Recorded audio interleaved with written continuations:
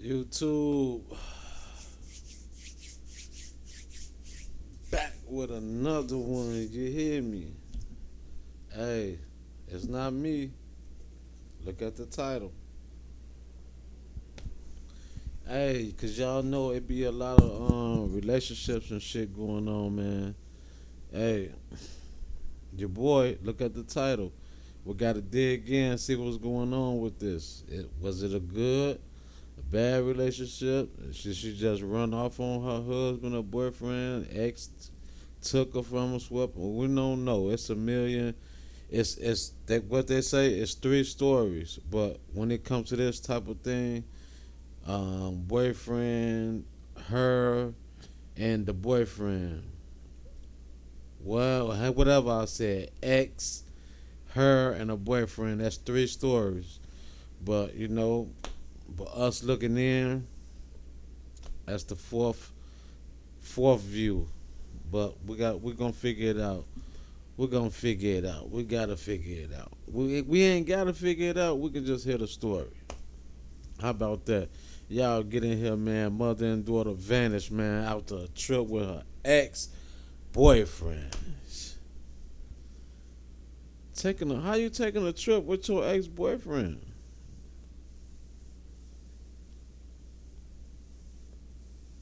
You supposed to be planning this with the boyfriend you got going on now.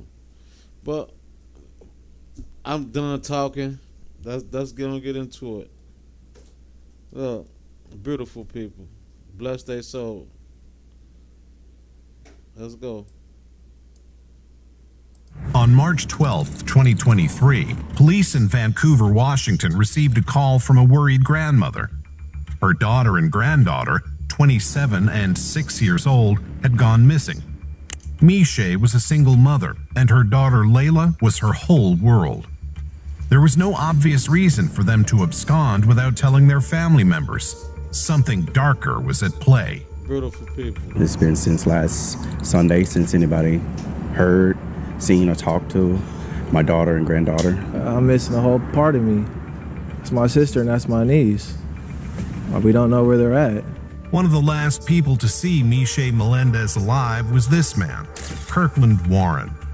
He was Meshay's ex-boyfriend, and they'd had a tumultuous relationship.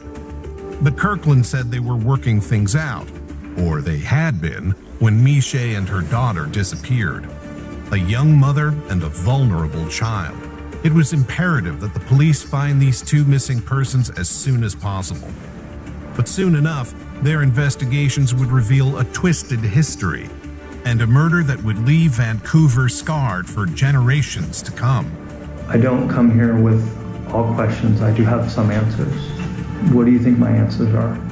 Let's uncover those answers here on The Decoder, where we'll dive into exclusive interview and body cam footage to tell the terrible story of what happened to Meshay Melendez.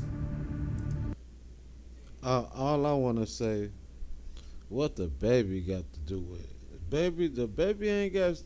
The babies ain't got shit to do with nothing, man.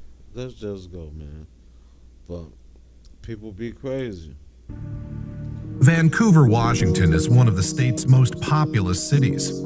On the border with Oregon and close to the West Coast, it has a violent crime rate of 6.32 per 1,000 residents. This is higher than the state average, and made it even more concerning when Meshay Melendez and her daughter went missing in March 2023. 27-year-old Meshay was last seen with her daughter Layla by a friend in a burgundy Dodge Charger on the morning of March 12th. The driver of this car was Kirkland Warren, her ex-boyfriend. It seemed likely that he had been the last person to see Meshay alive. March 22nd, 2023. What seemed like an ordinary day in a prison in Vancouver. But for this detective, waiting at the chess table to conduct an interview, it was the most important day in this case. He'd been tasked with finding missing Meshay and Layla. He could only hope he'd ask all the right questions. I guess first of all, how you holding up? As I can. As you can, okay. Because we're here in a jail, I'm gonna read your Miranda rights. So, I'm a missing persons detective, okay? I also do a few other things like cell phones and computers. I'm a bit of a geek, but part of me being a geek is I also have to do missing persons. So in my missing persons investigation, Joanne told me at some point in the night of March 12th, she saw you with, is it Meshay or Misha? Meshay. Kirkland said that he, Meshay, and Layla had stayed the night together in a friend's apartment. Did she say she was going somewhere? Can you tell me anything about that? No, there was no talk about going anywhere. We had went out. Well, initially we came over to Joe's house because she was a mutual friend. Okay. We just came over there, like, this is really my girlfriend, so. So you guys went over to Joe's because she's a mutual friend, right? And we were literally just going to talk and be together. Like, we slept together that night, everything. He said they were meeting to reconcile after some drama in their relationship. According to him, everything went well that night, and they left Joe's house in the morning as planned. Joe says that she saw that at some point in the night, you and Meshay left. You guys came back, and then you and left the apartment with Meshay, who apparently was out in your car. What kind of car do you drive? Charger. The Dodge Charger, right? Yeah. And then where did you guys go after that? It wasn't nighttime then. It was the morning time. We didn't go anywhere. Meshay had parked the car down the street. And we went down the street and took her to the car. Okay. And that was it. Kirkland told the investigator that Meshay had left her car further down the street and that he drove her and her daughter over to it. He let them out and they drove away. This, according to him, was the last time he ever saw the pair alive. Meshay and Layla were reported missing on March 18th, 6 days later. Meshay was an independent woman with her own life, but she wouldn't do something reckless like disappear without telling her family. She took good care of her daughter, who often appeared in her TikTok videos, doing dances with her mom. Layla, though only 6, was doing well in school and had a promising life ahead of her. Meshay once said, "I don't know how I got blessed with such an amazing daughter. She was beloved by her mom and her mom's entire family, including Meshay's mother, Layla's grandmother. When her mom didn't hear from her all week, she called the police." The Vancouver Police Department conducted a welfare check on Meshay's apartment and found no sign of Meshay and Layla. But the next day, Meshay's mom, desperately searching for her daughter and granddaughter, discovered Meshay's car. It was abandoned in the Van Mall neighborhood, the same neighborhood where she and Layla had stayed with Kirkland on the night of the 11th. Kirkland said he'd tried to contact her that same day. And then I tried contacting her later on that day because she had left her purse. And then... So, I'm sorry, she left her purse? She left her purse. Okay, so she left her purse in your car? Yeah. Okay. But literally after that, Joe, even then, I had tried to, I didn't call her on a regular phone. I called her Google Duo, just because she said it was the safest. Called her Google Duo, she wasn't picking up. And this is because she's missing, right? Like you were trying to get a hold of her and you couldn't. I mean, it wasn't a big concern at first because okay. I literally just thought she was just ignoring me for a little bit or something. Kirkland and Meshay had an on-again, off-again relationship. It didn't seem unusual that she wouldn't contact him for a while. He said he went to a bagel shop after dropping her off and then to another friend's house, Nettie's. Her absence didn't concern him until she was reported missing nearly a week later. So where do you think they're at? I don't know. You don't know? Okay. Was there any history of them running off? Not that I know of. No. Okay, so when you went over to Nettie's, what did you and Nettie do? We just hung out, ate a bagel, and just watched TV. Did you buy her a bagel too? Yeah. Is she like a real friend? No, she's just a friend. Meshay is my girlfriend. Meshay is my girlfriend. But me and my wife are in the process of being separated. Kirkland grew up in Pine Bluff, Arkansas. He was the son of a municipal judge who resigned in 2009 following allegations of misconduct, including second-degree forgery, abuse of office, and attempted theft of property. In the last few years, Kirkland had moved to Vancouver, Washington, where he married a woman named Monet Tyler Warren. She and Kirkland had 2 daughters. Aged 26 in the spring of 2023, she worked at a bank in Portland. But she'd recently been accused of stealing money from customer accounts and transferring it to others. The theft amounted to nearly $25,000. This wasn't a random, unconnected incident. On November 21st, 2022, Monet's credentials were used to alter account information at the credit union in order to steal, and $20,000 was transferred into an account under Meshay Melendez's name. Meshay was also seen on surveillance footage opening an account at the credit union that same month and exiting Monet's car. The 2 women knew each other and may have been tangled up in a criminal scheme together. This made sense with Meshay's social media presence. She was an active TikTok user until her last post on December 20th, 2022. Right around the time of the thefts from the credit union, she began to go dark online, perhaps trying to minimize her exposure in case of an investigation. In both of her last posts, she could be seen with Kirkland. But what was Meshay and Monet's connection? How had they developed the scheme if they were indeed both involved? The only thing the 2 women had in common was one man, Kirkland Warren. And Monet blamed Kirkland when she was questioned by police. She said she'd been changing the account information on behalf of her husband, who'd asked her to help him steal money. He said he was divorcing Monet, but his relationship with her wasn't just turbulent, it was criminal. And this went for his relationship with Meshay, too. They'd been staying at their friend's apartment instead of one of their own for a specific reason, a restraining order. You guys were going to stay, how long have you guys been staying there? Literally the first night. Okay, gotcha. Because we, like I said, wasn't trying to violate or get caught violating. Understood.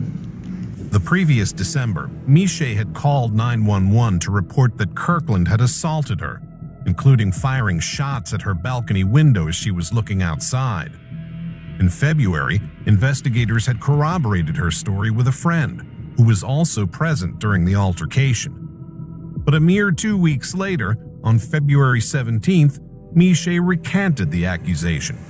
She said she'd lied about the shooting and that she and her friend both had mental health and substance abuse problems. She discredited herself and wanted the police to assure her that Kirkland wouldn't be arrested. But the police found this suspicious. On March 2nd, they arrested Kirkland on charges of second-degree domestic violence assault, drive-by shooting, making a false statement, harassment, and possession of a stolen firearm.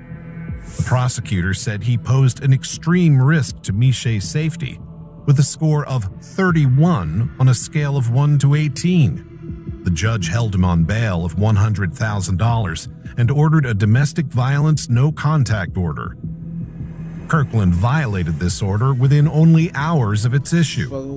He called Meshay twice from the Clark County Jail, saying she was the reason he'd been arrested and that he needed her to get the charges dropped. She said she was trying her best. He was released on bail later that day, but was cited in court for violating the no-contact order. A higher bail and GPS monitoring was ordered on March 6th, but the next day, the case was dismissed, and he was not fitted with a GPS monitor. Can't stay away. They're not protected. DV has never really been taken seriously. The restraining orders are false security blankets. He was released with no GPS in the first place.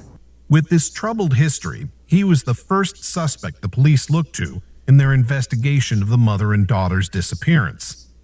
They served a search warrant for his house and car, and on March 19th, they took him into custody based on the violation of the order. Hey, show me your hands, it's the police. Put your hands on top of your head and raise your fingers. Listen, you are under arrest for a violation, okay? Do you understand? If you do not obey commands, force may be used against you. Do you understand? This gave the police the opportunity to interview him about Meshay and Layla. So, I mean, I'm trying to gather leads, right? So if you were me, where would you go looking for, and again, if I find, I'm likely going to find Meshay, right? So where do you think they're hiding out at? Where do you think would go? Where would she want to be?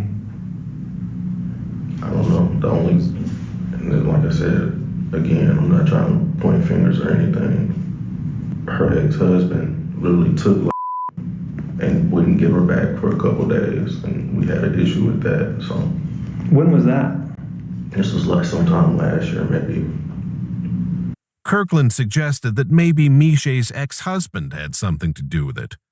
But the police had already visited him and determined that Meshay and Layla weren't with him. And unlike Kirkland, he didn't have an outstanding no-contact order against him. Fair enough. I'm trying not to get too involved in your other case, right? But like I said, I'm more interested in that little girl. Okay, that is, Meshay could be anywhere, right? But I mean, I'm sure you love that little girl like everybody else, right? I mean, that little girl got a lot of family, right? Two of my own. Mm-hmm. And I'm telling you, I'm really, when Meshay gave her brother a car, I'm the one that got up in the morning to take Layla to school every morning. And you're kind of soft-spoken. Do you mind if I pull up a chair? Sweet, man. There's no, I got a lot of shit I'm already dealing with, and this just makes everything worse. Like what? Like your other cases? Yeah. All right. Well, I only had one other case, and I've never ran from it. I've always been at every court date on time. I posted bail, never got in trouble since. This is the most trouble I've been in since then. Kirkland presented himself, if not as an upstanding citizen, then at least one who was trying to do better and was complying with the terms of his past run-ins with the law. But this wasn't true. Because there was something else the investigators knew about him, something that made him even more of a suspicious figure. Where did you live before you lived here? Arkansas. Kirkland hadn't left Arkansas just because he longed for the western seaboard. He'd fled another criminal case, this time a murder. In November 2017, a 57-year-old man called Curtis Urquhart went missing in Pine Bluff, Arkansas. Earlier that year, he'd been charged with second-degree forgery and theft of property. His body was discovered lying in a ditch by 3 men on December 11th. He'd been shot in the head, and his body had been mutilated by wildlife. He'd last been seen leaving a law office with Kirkland, then 22, on November 27th. This threw Kirkland under suspicion of his murder, and the police brought him in for an interview. Kirkland admitted he'd killed Curtis. That same December, his Google history showed searches for how to get blood out of a car seat, how to beat murder, killing the only witness, and other ways to get away with murder. He'd said he and Curtis had left the notary's office together and driven around. When Curtis had started to demand money from him, Kirkland refused, but Curtis kept insisting, and he said he was scared for his life. He reached under the driver's seat and pulled out a handgun, which he used to shoot Curtis in the head. He then dumped Curtis's body in a ditch and drove away. Kirkland was charged with first-degree murder and abuse of a corpse. He was released on $250,000 bond and at some point between 2018 and 2020 moved across the country to Washington State. There, far from obeying the terms of his bail, he continued to violate it. In 2020, Vancouver police investigated him for possession of a stolen semi-automatic handgun. He surrendered it to them, but the following March he lied on an application to buy another semi-automatic handgun, saying he wasn't under indictment for a felony. The application was denied. But he got hold of a gun somehow anyway, because in December 2022, he used it to shoot at Meshay's balcony window. Kirkland's murder charge in Arkansas was still pending, and now the disappearance of a mother and child was connected to his name. On March 17, 2023, the day before Meshay and Layla were reported missing, an Arkansas judge revoked his bail in the murder case. On the 22nd, he appeared in court and admitted he was wanted in Arkansas, but refused to waive extradition to be turned over to the authorities there. The judge ordered that he be held without bail. And that same day, 2 bodies were found. On Wednesday morning, the Clark County Sheriff's Office got a call from someone who was walking on this rural road in Washougal. The caller described what they believed to be 2 life-sized mannequins down an embankment near a creek. But when deputies arrived on scene, they discovered 2 bodies. Investigators contacted Vancouver police, who determined this was likely Meshay Melendez and Layla Stewart. They'd both been killed by gunshot wounds to the head. Meshay had been shot once and Layla twice, and Layla had been assaulted. The investigators took this discovery to their interrogation of Kirkland. Do you think I'm here to judge you? No. Do you think I'm here because maybe God put me here? You're here to do your job. Yeah. And what do you think that job is? To find them. To find them, right? Do you think maybe I have found them? No. You don't know? I hope not. You hope not? I hope not in the way you think. I hope not in the way that I think you're about to say. What do you think I'm about to say? Kirkland. Just tell me they're okay. I can't tell you that. That's all I need to hear. Just What do you think? Where do you think they are? I don't know. Shit, sad. Kirkland, I'm here to ask about what actually happened. And I wouldn't be here having this conversation with you if I didn't think that maybe you'd want to talk about it. I didn't do anything. You didn't do anything? No, sir. So what did happen? I don't know. I don't know where they are. You don't know where they are? He don't They know. call. I get it. Do you think that maybe that might be some denial? No, sir. Kirkland. I've made my mistake before. Okay, fair enough, man. I'm not here to about past I stuff. don't run from it. Then tell me about what happened to that baby. I don't know. You do know. I don't. Kirkland. I don't want to go down the road with all the stuff that I have on my phone. Damn. I want to hear it from a man. You're a man, right? I am You're a man that maybe made a mistake, not a monster? not a monster. I made my mistakes in the past. So tell me about the mistake that happened. The one in Arkansas? No, I don't. Not about that, man. Tell me about this baby. I don't know. Kirkland tried to bring the conversation back to his past charges, including the murder in Arkansas. But he'd already confessed to that. This was something new, and it displayed eerily similar hallmarks to the killing of Curtis Urquhart. Damn. They'd been shot in the head like Curtis and left in a ditch, also like Curtis. I was there. I was at the scene. I know what road you were off of. Blueprint. I know why there's mud on your car. I know why there's tire tracks down that little road that goes up where you turned around and went back. I know all that stuff. I don't need to know if you did it. Everyone wants to know why. And I think a man like you would at least give people the peace of mind of to at least know why. I didn't do anything. The investigator urged him to confess, but he refused. But this is your opportunity to at least tell your family why. You're done talking. I told you I didn't know anything. We can go with an attorney from there. He asked for his attorney. But even without a confession, the evidence was mounting that he'd had something to do with Meshay and Layla's murders. On March 13th and 15th, he texted a friend asking if she knew of secluded local areas like woods or a place where he could bury a gun. On the 15th, he also transferred $4,200 from Meshay's bank account to his own using her phone. He texted another friend on March 18th saying, "I need to get rid of this stolo," which is slang for a stolen car. It was possible he was referring to the Charger that Meshay and Layla had last been seen in. On a search of this car, the police discovered shell casings, a large blue tarp, and both Meshay and Layla's blood. It seemed certain that they'd been killed in his car. They talked to the friend that Meshay and Kirkland had been staying with on the night of the 11th.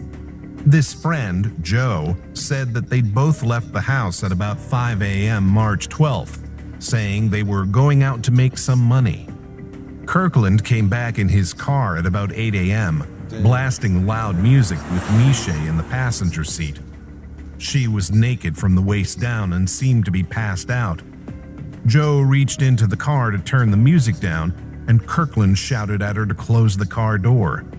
But she didn't suspect something was amiss. Fatefully, she handed Layla and Layla's kitten Rocky over to Kirkland, and Kirkland drove off. Kirkland often took Layla to school, and she trusted him like a father. When she got into his car that morning, she would have no idea what was coming, and no idea that her mom was already dead in the front seat.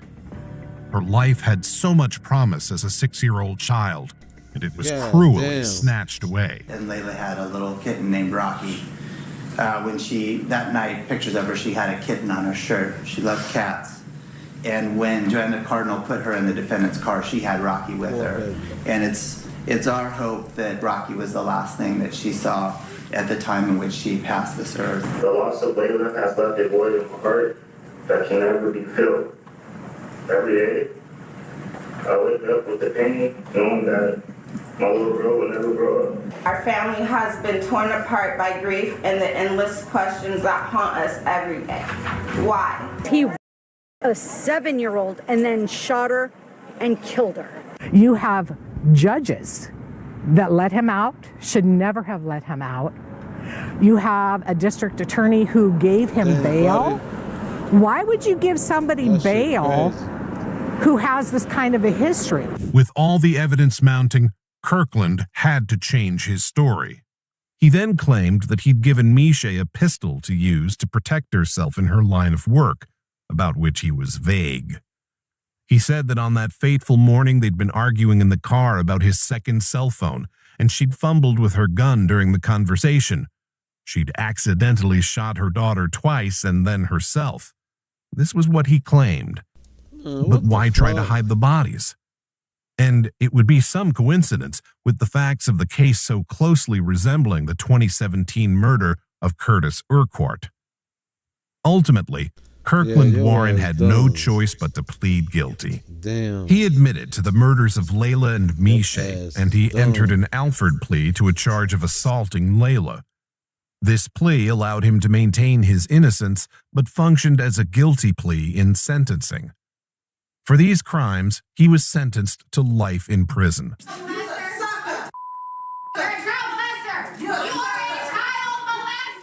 I can't even make any more memories. The 7 years was all I had. And it's all because of Kirkland Warren. And I want him to suffer every single day. Meshay's family questions why he was allowed out on bail for the domestic violence charge when he had a murder case standing against him. The trouble is, when we have a legal system with district attorneys and judges, they are horribly undertrained in domestic violence. They know laws, but they don't know a perpetrator, they don't know the characteristics of a perpetrator, and they don't know what they do to a victim. He also pleaded guilty to Curtis's murder. His sentence for this 7-year-old crime will run concurrently with the life sentence handed down for the killing of Layla and Meshay. And though Arkansas is a death penalty state, that punishment has been taken off the table. It was abolished in Washington state in 2023. The motive for the murders remains unknown, though his interference in Meshay's accounts and his theft scheme involving his wife Monet suggest it was potentially financial. Monet pleaded guilty to 2 counts of first-degree theft and 2 counts of attempted identity theft and was sentenced to 2 years probation. Kirkland Warren now begins his life sentence, but the Clark County community is angry, and Meshay and Layla's family won't ever move on.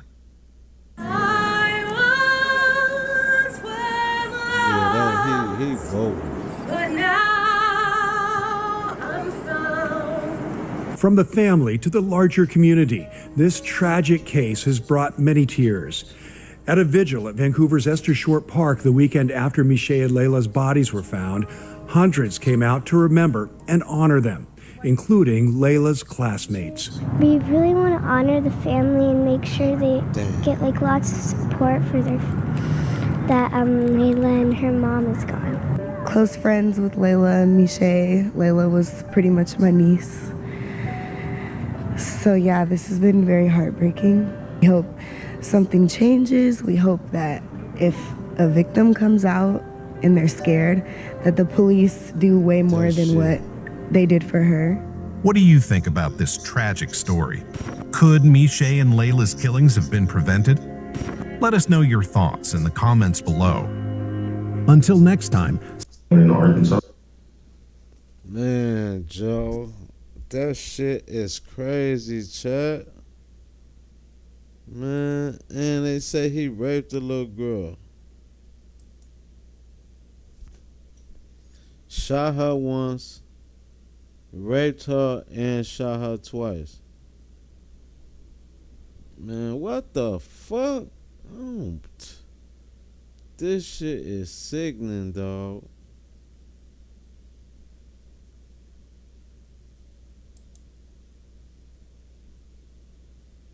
Meshay was a single mother, and her daughter.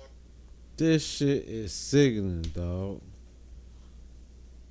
Come on, man. Hey. And she trusted a man to be with him, even though he beat her, did all this, you feel, dumb shit to her. She still allowed him to be around her and her daughter. At the end of the day, man. Hey, it's your boy Mo Money, man. Hey, here's another one. Y'all tune in, man. Y'all go check that shit out. Well, y'all can Rich and Famous News and check it out. You know, I ain't gonna keep you long. I'm just gonna keep you ahead and some of these crazy stories. But, you know,